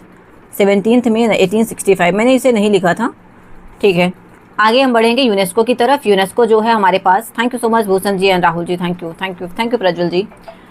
आगे मैं बढ़ी यूनेस्को की तरफ। 1945 में इसका गठन हुआ था। 1945 में यूनेस्को का फुल फॉर्म हो जाएगा एजुकेशनल साइंटिफिक, हाँ यूनेस्को पेरिस में, एग्जैक्टली पेरिस फ्रांस में है Prajwal ji. Educational scientific and cultural organisation UNESCO हो जाएगा। आगे मैं बढ़ूंगी, बस इतना ही याद रखिएगा, इसका फुल फॉर्म और इसका ईयर कब इसका इस्टेब्लिशमेंट हुआ था, हेडक्वार्टर कहाँ है, 3 चीज़ें। हेडक्वार्टर जेनेवा स्विट्जरलैंड में है, हेडक्वार्टर पेरिस फ्रांस में है, और इसका जो फुल फॉर्म हो जाएगा educational scientific and cultural organisation, और इसका जो इस्टेब्लिशमेंट हुआ था 1945 में हुआ था, 1945 में। आगे मैं बात करूँगी UNIDO की बात करूँ यहाँ पे, तो UN industrial development organisation, UNIDO UN united nation industrial development organisation है इसका फुल फॉर्म। संयुक्त राष्ट्र औद्योगिक विकास संघ, प्रज्वल जी, संयुक्त राष्ट्र औद्योगिक विकास संघ जो है United nation industrial development organisation, इसका जो हेडक्वार्टर रहेगा वो रहेगा वियना में, वियना ऑस्ट्रिया। और आप ये याद रखिएगा, Austria and Australia both are different countries, Austria and Australia both are different countries. और जो हमारा UNIDO united nation industrial development organisation जो है उसका हेडक्वार्टर है वियना, जो कि सिचुएटेड है ऑस्ट्रिया में। हाँ जी, ठीक है। आप जानते हैं वर्ल्ड हेल्थ ऑर्गेनाइजेशन, तो इसका WHO का जो हेडक्वार्टर रहेगा वो है हमारा जिनेवा में, जिनेवा में है, ठीक है, जिनेवा में। और अगर मैं बात करूँ 7 अप्रैल 1948 को इसका गठन हुआ था, 7 अप्रैल 1948 को। और केवल साल आएगा या महीना भी आएगा? महीना नहीं आएगा मेरे ख्याल से, भूषण जी महीना नहीं आएगा, हमारे पास साल आएगा। ईयर आपको इस्टेब्लिशमेंट का ईयर याद रखना है। इसके साथ साथ हेडक्वार्टर कहाँ पे है, फुल फॉर्म क्या है, ऑर्गेनाइजेशन का फुल फॉर्म क्या है, 3 चीज़ें आप याद रखिएगा, मेनली 3 चीज़ें याद रखिएगा। और जो बड़े वो रहेगा, फुल फॉर्म जरूर याद रखिएगा, फुल फॉर्म, गठन कब हुआ था, इस्टेब्लिशमेंट कब हुआ था, और इसके साथ साथ हेडक्वार्टर कहाँ है। Hello hi Dinesh Yadav, good afternoon Dinesh ji, welcome to the channel, thank you so much for the messaging here Dinesh ji, thank you. आप क्या करते हैं एंड आप एस्पिरेंट्स हैं या फिर वर्किंग हैं, प्लीज़ बताइएगा ज़रूर, थैंक यू। हाँ जी राहुल जी, UNIDO इस्टेब्लिशमेंट जो हुआ था ये 1966 में हुआ था। भूषण जी मेरे पास साल और देश का नाम है, ओके ठीक है। हाँ, 7 अप्रैल 1948 में हुआ था। और आप अभी मुझे बताएंगे 7 अप्रैल को हम कौन सा डे सेलिब्रेट करते हैं, इंपॉर्टेंट डे है 7 अप्रैल को हम कौन सा डे सेलिब्रेट करते हैं, ये आपके लिए क्वेश्चन है, ठीक है। आगे मैं बात करूँ, यहाँ पे हमारे पास हो जाएगा अंकटाड, UNCTAD मतलब UN conference on trade and development, UN conference on trade and development, UNCTAD संयुक्त राष्ट्र व्यापार एवं विकास सम्मेलन, NTPC, okay that's great. NTPC का तो पेपर आने वाला है, कब है पेपर आपका प्रज्वल जी, कब है आपका NTPC का पेपर, प्लीज़ बताएंगे क्या। NTPC तो मैं भी दे रही हूँ बट पढ़ाई नहीं हुई है मेरी। थैंक यू सो मच हाँ, वर्ल्ड हेल्थ डे सेलिब्रेट किया जाता है, यहाँ पे वर्ल्ड हेल्थ डे सेलिब्रेट किया जाता है 7 अप्रैल को, ठीक है, विश्व स्वास्थ्य दिवस के रूप में मनाया जाता है 1995। हाँ विश्व स्वास्थ्य दिवस, बिल्कुल जून में है, ओके ठीक है। सिलेबस हो गया होगा, आई होपिंग कि आपको सिलेबस हो गया होगा दिनेश जी, है ना। I wish you very good luck, जल्दी से आपका सिलेक्शन हो जाए NTPC में, भाई कोई तो बने, ठीक है। आगे हम बढ़ेंगे, मैं बात कर रही थी यहाँ पे अंकटाड की, UNCTAD की, UN conference on trade and development, इसका जो हेडक्वार्टर रहेगा ये रहेगा जिनेवा में, अंकटाड की। और इसका इस्टेब्लिशमेंट जो हुआ था 1964 में हुआ था, 1964 में हुआ था, और जिनेवा में हुआ, इसका हेडक्वार्टर है जिनेवा में, ठीक है, याद रखिएगा। अच्छा, मे बी जून में पॉसिबल है, ओके। WHO का हेडक्वार्टर जो है जिनेवा में हुआ था, इस्टेब्लिशमेंट 7 अप्रैल 1948, 7 अप्रैल को हम वर्ल्ड हेल्थ डे के रूप में सेलिब्रेट करते हैं।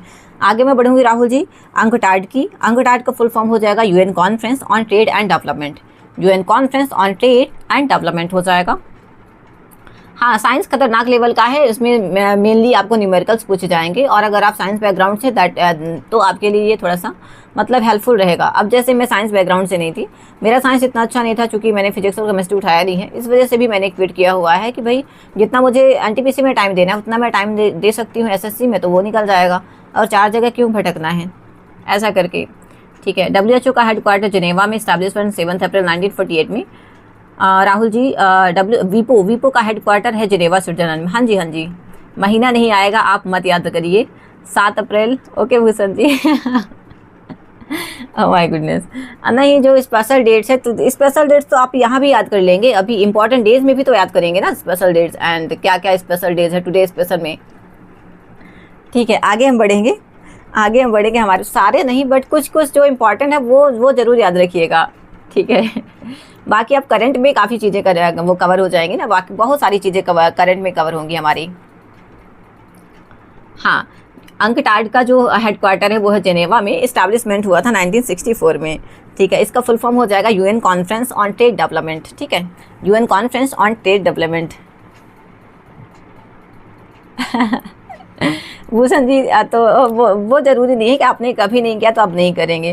तो कुछ नया ट्राई करिए तो अच्छा लगेगा आपको भी।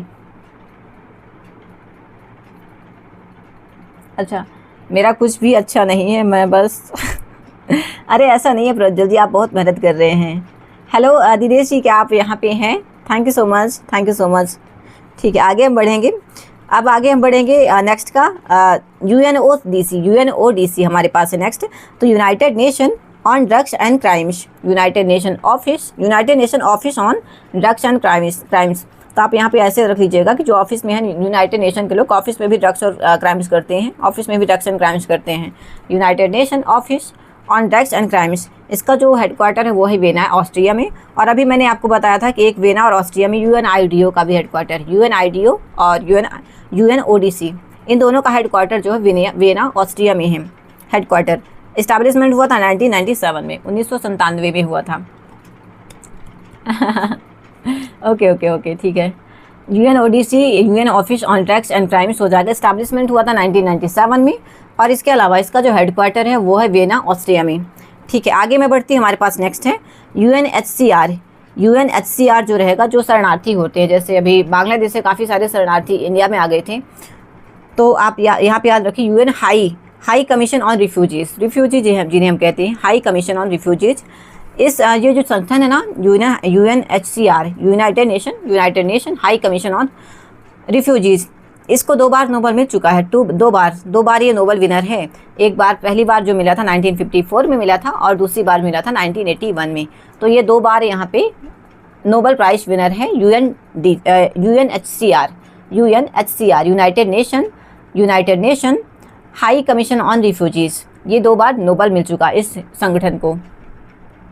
हाँ जी, यूएनडीपी भी है। ओके ओके ओके, ठीक है Prajwal ji, thank you. I hope दोस्तों आपको सारी चीज़ें समझ में आ रही होंगी। एंड हाँ जेनेवा में काफ़ी कुछ है। जेनेवा में 5-6 संगठन मैंने बता दिए ना। एक तो सबसे पहला आप WHO याद रख लीजिए, WHO याद रख लीजिए। उसके बाद फिर ILO याद रख लीजिए, वीपो याद रख लीजिए, ITO वीपो याद रख लीजिए। इसके अलावा WMO भी याद रख लीजिए, है ना। तो 4-5 चीज़ें तो हैं ही जेनेवा में, 4-5 चीज़ें हैं। हाँ, UNHCR, UN high commission on refugees, headquarter है जेनेवा, स्विट्जरलैंड में। और ये 2 बार नोबेल विनर है, दो बार नोबेल विनर रह चुका है। पहली बार 1954 में, सेकेंड टाइम 1981 में। ठीक है, ये क्वेश्चन जरूर आता है कि इनमें से फॉलोइंग में से किसको नोबेल नहीं मिला है। तो कई सारे वहाँ पे 3-4 ऑप्शन दे देगा, नोबेल किसको नहीं मिला है, ऐसे करके आंसर आ जाता है। हाँ, 1919 में, 1919 में, ये 1919 आपने क्या लिखा हुआ है दिनेश जी, प्लीज़ आप बताइएगा, थैंक यू सो मच। 1919 में क्या लिखा हुआ है आपने? IMP date, important date and days के मंथ के हाँ अच्छा, सिस्टमेटिकली नोट बने हुए। ओके, ठीक है, दैट्स ग्रेट। हाँ, आगे हम बढ़ते हैं। यूनेस्कैप की बात करूँ यहाँ पे, तो united nation economic and solid commission for Asia and Pacific countries के लिए united and solid and social commission करके एक संगठन है। United nation economic and social commission on Asian and Pacific countries, Asia and Pacific countries के लिए है ये। तो ये हो जाएगा, इसका हेडक्वार्टर जो है बैंकॉक में, बैंकॉक जो कि है थाईलैंड में। ठीक है, हमारा नेबर कंट्री है थाईलैंड। हाँ, आपको ऐसा क्यों लगता है? आपको 100% लगना चाहिए। ILO won Nobel peace prize in 1969 and WFP won it 2020 में। ओके, ठीक है। Thank you so much Rahul ji. Dinesh ji, आपने 1990, अच्छा ILO को मिला है। ठीक है, ILO इंटरनेशनल लेबर ऑर्गेनाइजेशन को मिला है। ठीक है, मैं इसको थोड़ा सा नोट कर लेती हूँ। ये ILO का जो, ठीक है, मेरे ख्याल से ILO का जो इस्टेब्लिशमेंट हुआ था, नोबेल थोड़ी मिला था। 1919 में ILO का इस्टेब्लिशमेंट हुआ था ना, 1919 में, क्योंकि देखो 1914 से लेके 1914 से लेके 1918 तक हमारा वो वर्ल्ड वार फर्स्ट चला था। फिर बैठक बैठी, तो भाई बैठक में यहाँ पे फिर UN का गठन हुआ, यूनाइटेड नेशन का गठन हुआ। उसके बाद फिर 1939 से 1945 तक फिर से वर्ल्ड वार सेकेंड चल गया, फिर गठन हुआ। फिर 1945 में यहाँ पे गठन हुआ था, उसका क्या बोलते हैं, अंतर्राष्ट्रीय संगठन का यहीं पे हमारा यूएन कॉन्फ्रेंस के तहत चार्टर एक्ट के तहत यहाँ पे गठन हुआ था अंतर्राष्ट्रीय श्रम संगठन का। ओके, वीपो WTO ऑल्सो इन जेनेवा। हाँ जी बिल्कुल अलेंद्र जी बिल्कुल है। हाँ जी, thank you so much. Establishment हुआ था ILO का, ठीक है। और यहाँ पे ये चीज़ नोट कर लीजिएगा, ILO जो है नोबेल प्राइज़ इसको मिला था ना 1969 में, 1969 में मिला था। इसको नोट कर लीजिएगा, मैंने भी नहीं नोट किया होगा, कहीं लिखा होगा बट अभी तो मैं नोट कर लेती हूँ। नोबेल मिला था। इसके अलावा WFP जो था वो वन किया था 2020 में, ठीक है। आगे हम बढ़ते हैं दोस्तों। Thank you so much everyone, thank you so much. आगे मैं बढ़ूंगी, हमारे पास नेक्स्ट है IAEA का फुल फॉर्म हो जाएगा इंटरनेशनल एटॉमिक एनर्जी एसोसिएशन या फिर एजेंसी आप कह दें। Okay, thank you so much Dinesh ji, thank you so much Prajwal ji. Book के ऊपर भरोसा नहीं करता मैं, अरे बाबा, ठीक है। आगे हम बढ़ेंगे, इंटरनेशनल एटॉमिक एनर्जी एजेंसी हो जाएगा अंतर्राष्ट्रीय परमाणु ऊर्जा एजेंसी। इसका जो गठन हुआ था IAEA का, ये इसका एस्टैब्लिशमेंट हुआ था 1957 में। 1957 में इसका एस्टैब्लिशमेंट हुआ था और इसका जो हेडक्वार्टर है वो है वेना, ऑस्ट्रिया में इसका हेडक्वार्टर है। तो हमने अभी 3 ऑर्गेनाइजेशन जो कि वेना, ऑस्ट्रिया में इसका हेडक्वार्टर है। पहला हो जाएगा UNIDO, अंतर्राष्ट्रीय संयुक्त राष्ट्र औद्योगिक विकास संघ, UN इंडस्ट्रियल डेवलपमेंट ऑर्गेनाइजेशन, इसका जो हेडक्वार्टर वेना, ऑस्ट्रिया में है। सेकेंड नंबर का जो हमने पढ़ा था UNODC, United nation office on drugs and crimes, इसका जो हेडक्वार्टर वेना, ऑस्ट्रिया में है। तीसरा नंबर पे IAEA, international atomic energy organisation agency, इसका जो हेडक्वार्टर है वेना, ऑस्ट्रिया में। 3 यहाँ पे हमने पढ़ लिए, 3 ऑर्गेनाइजेशन जिनका हेडक्वार्टर वेना, ऑस्ट्रिया में है, ठीक है। हाँ, 1957, हाँ जी बिल्कुल दिनेश जी, 1957 में इसका गठन हुआ था IAEA का। आगे मैं बढ़ूँ, हमारे पास नेक्स्ट है वीपो। भूषण जी अब आएंगे हम वीपो की तरफ। वीपो का जो फुल फॉर्म हो जाएगा वो रहेगा world intellectual property organisation, world intellectual property organisation हो जाएगा वीपो। और इसका जो हेडक्वार्टर है वो है हमारा जेनेवा में, ठीक है, हेडक्वार्टर जेनेवा में है, ये याद रखिएगा। आगे मैं बात करूँ, हमारे पास WTO है। WTO जो कि WTO बना था किसको एबॉलिश करके, तो सबसे पहला हमारा जो ट्रिपल थे, तीन ऑर्गेनाइजेशन ट्रिपल ऑर्गेनाइजेशन के नाम से जाने जाते हैं। एक तो हमारा हो जाएगा IMF, international monetary policy, second हो जाएगा हमारा world bank, and third number पे हो जाएगा WTO या फिर ITO की। पहले सबसे नंबर पे था ITO, मतलब इंटरनेशनल ट्रेड ऑर्गेनाइजेशन, ये एबॉलिश हो गया, ये ख़त्म हो गया। उसके बाद फिर आया गेट आ गया, जिसका फुल फॉर्म रहेगा general agreement on trade and tariff. इसको भी ख़त्म करके हमारा बना ITO। ITO बना, सॉरी ITO बना था कि WTO बना, मतलब वर्ल्ड ट्रेड ऑर्गेनाइजेशन, जो कि स्टैब्लिश हुआ 1995 में। तो ट्रिपल ऑर्गेनाइजेशन के नाम से आप कह सकते हो। हाँ, 1 जनवरी 1995 में इसका गठन हुआ था, आप सही बोले हैं बिल्कुल। और ये मोरक्को यहाँ पे माराकेस यहाँ पे वो हुआ था, समझौता हुआ था, माराकेस एग्रीमेंट हुआ था, जो कि मोरक्को में हुआ था। इसके तहत यहाँ पे स्टैब्लिशमेंट हुआ था 1 जनवरी 1995 में वर्ल्ड ट्रेड ऑर्गेनाइजेशन का, ठीक है। हाँ, ILO WHO also in Geneva, इसके साथ साथ हाँ बिल्कुल भूषण जी, ठीक है। और वीपो भी है हमारा जेनेवा में। हम बात कर रहे थे यहाँ पे विश्व व्यापार संगठन की, वर्ल्ड ट्रेड ऑर्गेनाइजेशन की। तो आप यहाँ पे याद रख लीजिएगा, विश्व व्यापार संगठन जो है, तो यहाँ पे इबोला साहब है इसके चेयरमैन। तो ओकांजो इबेला है, नागोजी ओकांजो इबोला, जो कि नाइजीरिया की यहाँ पे डायरेक्टर हो जाएंगे, ठीक है।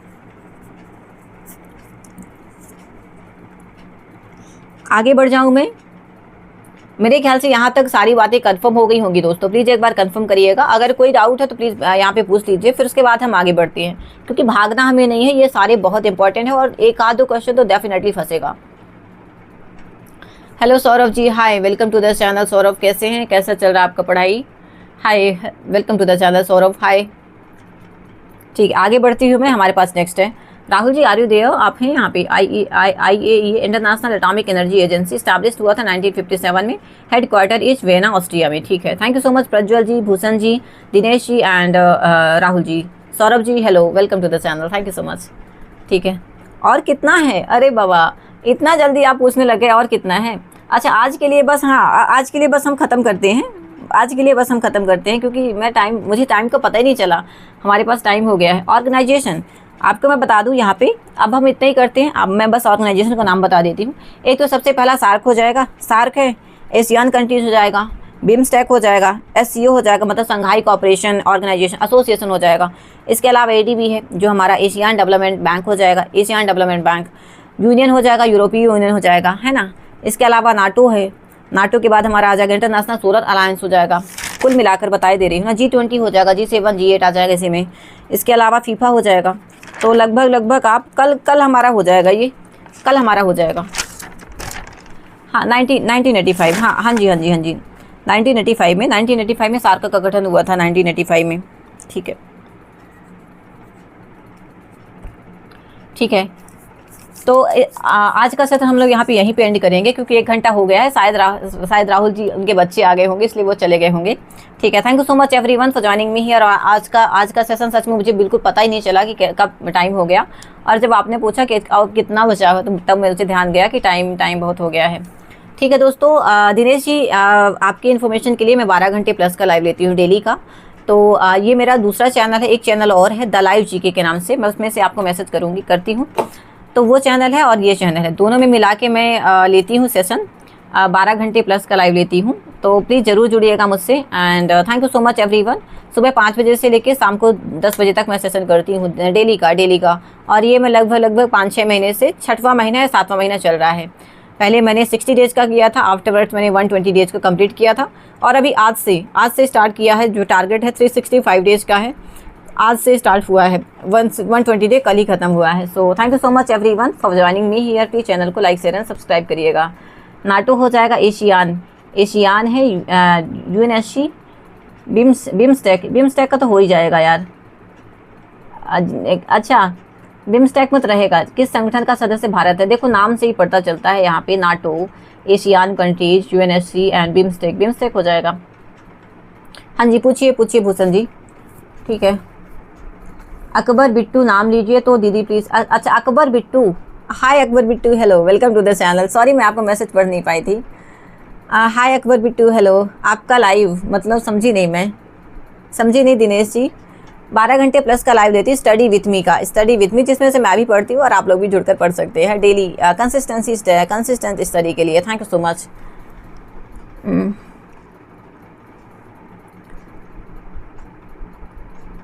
हाँ परमानेंट हेडक्वार्टर नहीं है G20 कंट्री का परमानेंट हेडक्वार्टर नहीं है। ये 100% सही है कि G20 जो कंट्रीज है ना, G20 देश जो है उनका कोई परमानेंट हेडक्वार्टर नहीं है। तभी तो यहाँ वहाँ भटकते रहते हैं काइंड ऑफ आप याद रख सकते हैं। ठीक है, ओके दोस्तों, मैं सेशन को एंड करती हूँ। मैं आपसे 4:30 मिलती हूँ। 4:30 में यहीं पे टाइमर लगा हुआ है, प्लीज़ आप एक बार देख लीजिएगा। आपका भी लाइव नहीं समझ पा रही हूँ। अच्छा मैं डेली लाइव करती हूँ 12 घंटे का। दिनेश जी मैं आपके लिए बता दे रही हूँ, मैं डेली लाइव करती हूँ 12 घंटे का, जिसमें से स्टडी विथ मी का लाइव होता है। 1 घंटे का हमारा रिविजनरी सेशन चलता है जो कि 3 से 4 बजे का होता है। इसके अलावा स्टडी विथ मी करती हूँ जिसमें से हम लोग 90 मिनट पढ़ते हैं, उसके बाद 10 या 15 मिनट का लगभग ब्रेक लेते हैं। तो सुबह 5 बजे से चालू होता है, 5 से 7। उसके बाद जो दूसरा सेशन होता है 9 बजे से 12:30 रहता है। फिर 3 बजे से कंटिन्यू चलते रहते हैं सेशन, आधे घंटे बस का बीच में ब्रेक होता है। तो thank you so much everyone. बाकी आप मेरे चैनल पे जाके देख सकते हो। एक ये चैनल है और एक दूसरा चैनल जो है हाय मैं बोलती हूँ आपको, हाय दिनेश जी। दूसरा चैनल है द लाइव जी के, आप उसे भी चेकआउट कर सकते हैं। ये वाला चैनल तो है ही, एक चैनल और है, उसमें मैं सुबह का लाइव करती हूँ और इसमें मैं शाम का लाइव करती हूँ। Thank you so much everyone. मैं मिलती हूँ आप लोगों से 4:30 बजे। तब तक लेचिए आप लोग चाय वगैरह पी लीजिए। उसके बाद हमें परमानेंट बैठना है, काइंड ऑफ कहूँ मैं, परमानेंट नहीं मतलब काफ़ी लंबे टाइम के लिए बैठना है। So thank you so much everyone for joining me here. Please channel को लाइक शेयर एंड सब्सक्राइब करिएगा। अभी के लिए मैं बाय बोलती हूँ, मिलती हूँ 4:30 बजे। Thank you so much, bye bye. Thank you, bye bye.